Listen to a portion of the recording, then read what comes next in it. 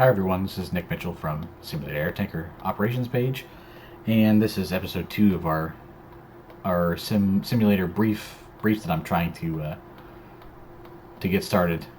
As you can see here, this is the 412 that I've been working on, and I don't believe I previewed this livery, but this is the Wildcat livery. In particular, it's the one in New South Wales contract livery. Anyone who's not familiar with Wildcat helicopters, they are a Canadian company who contract their aircraft out to a couple of countries. I know British Columbia uses them. I'm sure other provinces in Canada use them, and obviously they use them in Australia. I believe there's some over there right now fighting those fires down there. The 412s are coming along quite well. George Arana, I believe that's how you say his name. If it's not, I apologize if you watch these. He has provided the fix for the interior that I was having issues with, as well as the rotors. If anyone remembers the Hover Control 412's rotors, they're actually quite dynamic. You see there's a little bit of droop in them right now. My converted ones were straight plain rotors. They didn't have the dynamic flex or anything that the original rotors had in them, and I couldn't get them to convert correctly or any of that. But George's versions work flawlessly, so I was able to retrofit those over to the versions that I had been working on, and they look great. If you saw the preview video that I did a little bit earlier on this week, you can see those rotors actually flex under power and all of that. And the startup sounds and shutdown sounds and the running sounds of the helicopter are all updated. The original sounds were great and all, but they're a little dated now, and George's sound so much better than even the ones that I had attempted to modify. So his versions will be on this whenever I release them too, with him obviously giving credit. The 412s will come with the Wildcat liveries. I probably will do one in straight Canadian. The straight operator liveries over there, not contracted or anything, just a plain Wildcat helicopter. The rest of the package will have LA County Fire, as you've seen. It'll have San Diego Fire, Los Angeles City Fire Department, and Orange County Fire Authority. I may do another livery for some other operator, but I think that's at least a good base to go with right now. I'll probably do repaint packs later for these, because I'm sure there's tons of other operators people would want to see, or people will repaint themselves.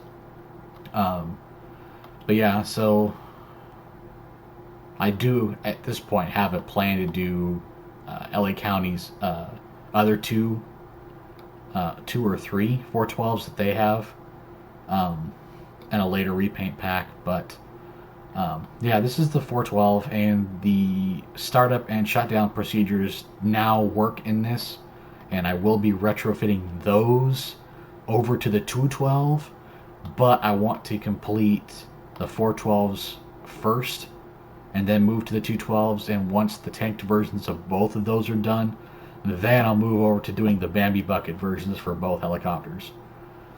George has also contacted me and saying that he will be working on his older modifications and getting them over to P3D for the rest of the 412s, which is how these modifications came about to begin with. So he will be working on, or he's currently working on his modified 412s and the Augusta 412s in those packages. I believe he is going to try and get the other 212 versions working as well. So yeah, that's a lot of aircraft, or at least rotary wing stuff to look out for in the near future. So the other aircraft I'll be talking about will be the AT-802s, the A-26 Invader, the C-130s. I have some updates on the C-130s. If you saw that kind of last minute post that I posted a few days ago. And I think that's the only other aircraft. Oh, and the DC-4s. I keep forgetting the DC-4s. Um, the DC-4s are coming along pretty well. They're actually mostly done. So I'll go ahead and jump into those first, since I keep forgetting about them. Alright, and now we're in the DC-4 or C-54 as they're known also. Um, these were great airplanes, and I believe they came out originally for FS 2004. Then they were modified for FSX, and then they kind of just sat. Nothing was done for P3D until late last year, as a matter of fact. In August of last year, in 2019, uh, Cal Classics, again, Cal Classics, somebody over there happened to convert the entire package of DC-4s over to FSX uh, native so that they were compatible in P3D. And here they are now in P3D 4.5. And they look just as good as they did before. It was a great model, even before, way back when it first came out. And thankfully, they also converted not only the freighter and airliner versions, but they converted the tanker versions as well, which I greatly appreciate. So originally these came with just the Buffalo Airways repaint, but after I got my hands on them, that didn't last for very long. Right now I have Air Union liveries, which is what this is. I have Tanker 02, Tanker 14, Tanker 15, and Tanker 19 in this livery. Um, right now, I am not planning on doing the late liveries of 14 and 15. If you're not familiar with tankers 14 and 15, they were the last Air Union tankers to get that were in service, I believe, and they were actually painted like their P3 Orions before they were actually sold to Buffalo Airways. And that's actually where 14 and 15, and actually I believe Tanker 02 and a few other of Aero Union's tankers actually went, and they're actually in their miniature boneyard, if you will, in Yellowknife. Um, so they're still kind of around. I don't believe they're airworthy anymore, but yeah, the DC-4s, if you're not familiar with them, they were around for a long time with many different operators. But I believe Aero Union, Ardco, and Aeroflight, and maybe a few others that I can think of off the top of my head, were some of the last operators of them, and those are the liveries that I'm representing because those are the airplanes that I remember as a kid. So not only will I include those Aero Union repaints that I mentioned, but I will be doing Ardco Tanker 151, and I'm thinking of doing, well, I'm already working on Aeroflight Tanker 160, and I might be doing 161 or 162 as an additional. I may do a couple of other oddball operator liveries in there. Something else I noticed with this DC-4 is luckily all of the repaints that were out for FSX for this, either the additional Buffalo Airways or there's a Centennial Aero Union paint, if you're familiar with that, it's the red, white, and blue painted DC-4. It's known as Tanker 16 or Tanker 76. That's a library that I have that I know that works on this. I believe I posted a preview image of one of the Buffalo Airways repaints. So yeah, not only will my repaints that I'm doing will be for these versions, there's already a number of them out there that people have done, and they've done a great job on them. So there's going to be a lot of options for the DC-4s once they get done. They've kind of like I said, I kept forgetting about them, and it's like they kept getting pushed back after the DC-6 and DC-7 projects got the go-ahead, and I just kept forgetting about them. But they are almost actually done, and I just have to get back to working on those.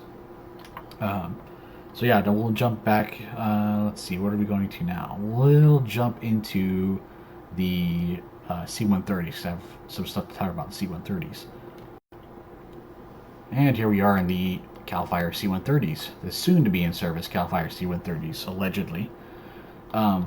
If you're familiar with the original paint job that I had, it was okay, I would say.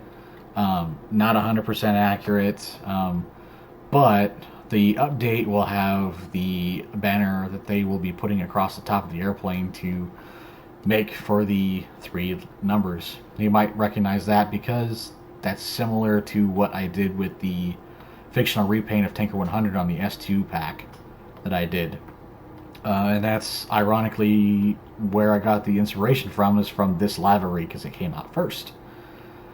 So this is allegedly what they'll look like. I kind of think it looks a little busy on top, but that's not my place. That's how they're going to look. That's how they're going to look. It'll probably grow on me. And then underneath, obviously I can't open that, show that up right now, but it just has the single 3 numbers across the belly in front of the sponsons for the main landing gears. Generally, it's right in this area under the belly. But I will be updating this. The C-130s, as they sit at McClellan right now, they are definitely don't look like this. This model right now looks like it's been through a few fires and needs a bath, to be honest with you. So whenever I redo the rest, I'm probably going to redo the textures on this because it just looks mismatched and the panels don't match the colors here. If you see, the panel lines are really dark, dirty looking.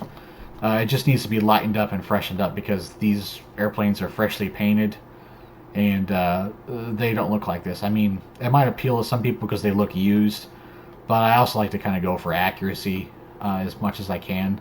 At least that my abilities will allow me to. So these are going to get updated, and I will be including Tanker 116 in this livery as well, since those will be the first 2 that CAL FIRE has.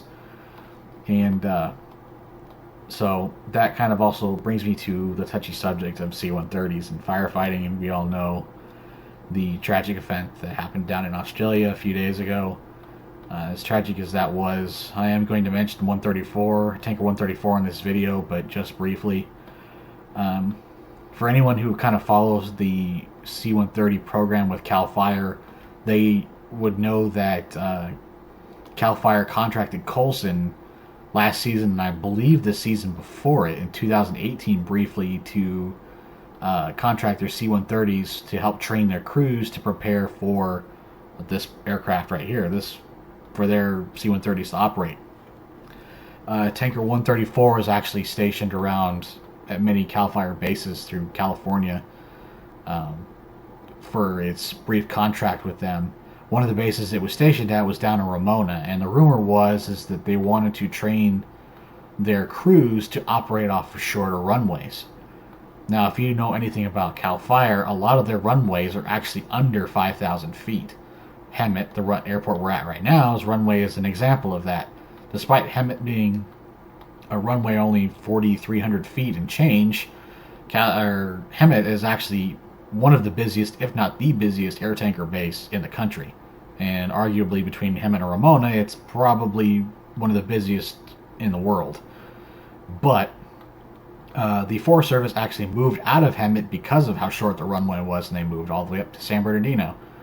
And after that happened in the mid-90s, I believe it was, large air tankers didn't fly into Hemet at all, except for a brief time period when the DC-4s were still in service, and that was really the only large air tanker you would see at Hemet. And then now it's pretty much not happened ever again. Since that happened in the early 2000s, it's the last time I saw or even heard of a large air tanker coming into Hemet. But with that being said, it could be possible that once these enter service, that CAL FIRE could, in theory, since they'll be operating under different operating procedures than the Forest Service, they could technically operate on runways as short as Hemet's. Does that mean they're going to do it? Maybe, maybe not. But the fact that they're training at Ramona, which has a 5,000 foot runway, might have something to do with them possibly training for that. Now, that's just speculation on my part and the alleged report that I heard that they were training on short runways. If that was actually true or not. Which would be great if they did operate these on short runways, because, as I mentioned before, a lot of CAL FIRE's runways aren't 5,000 feet long and they don't have the ability to lengthen them. Just to give you an example, the runway at Hemet's been, projects have been started and halted. I can't even count how many times they've had to refunnel funding somewhere else, or some other environmental study that even talked about even picking up and moving the base somewhere else because they didn't want to run. They couldn't lengthen the runways, or didn't lengthen the runways. So I mean, that's just the kind of political environment that a lot of these bases exist in, where they either don't have the ability to expand because of space, or they're stuck in red tape, essentially, without getting too far into it. But anyway, it'll be interesting to see when the C-130s go into service. Now that I've gone completely off tangent, we'll move to the A-26. Liveries, I believe it went through several changes, but this is one of the versions of Tanker 55 sat in. This livery still needs work. I still need to work on the nacelles. And some other, there's some other areas I need to work on. Well, where's another one? Oh, the propellers on this were actually all chrome on the real airplane, like the prop spinners were all chrome. There's some gun port windows I need to get rid of on this model. But yeah, generally speaking, on some of these older airplanes, they really actually didn't have some of the crazy liveries, obviously, like some of the airplanes do these days. A lot of them just consisted of a military type script with some brightly colored shadowing and stripes on them, and that was kind of it. They came out of their military liveries and they stripped the U.S. military markings off of them and painted them this way. But yeah, that the A-26, this one is, as I mentioned, I believe with the P61, is actually hosted by Sim Outhouse. And if you aren't a member of Sim Outhouse, I highly suggest it. We're not sponsored by them at all or anything. I just happen to like the community over there. And a lot of their creators have great aircraft like this and the P61 and a bunch of others. And they're free. And also, whenever I post repaints and projects and things like that, that's generally the first place that they'll go up at. And the first place you can actually download them at, because there's no wait time on their Sim Outhouse's servers. It's just instantaneous. Discussion thread will pop up with the upload eventually, and but you can download it pretty much right after it posts. Simviation, as some of you probably know, it takes a little while for the uploads to appear because they have to wait for their servers to upload or refresh, and then the moderators have to make sure and double check everything is fine with the file before it goes live on the page.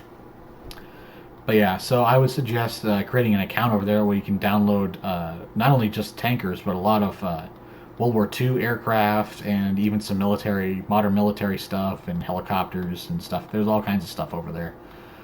But yeah, I highly recommend it. So that's kind of a trying to think. This airplane has a lot of repaints out there because it's been around.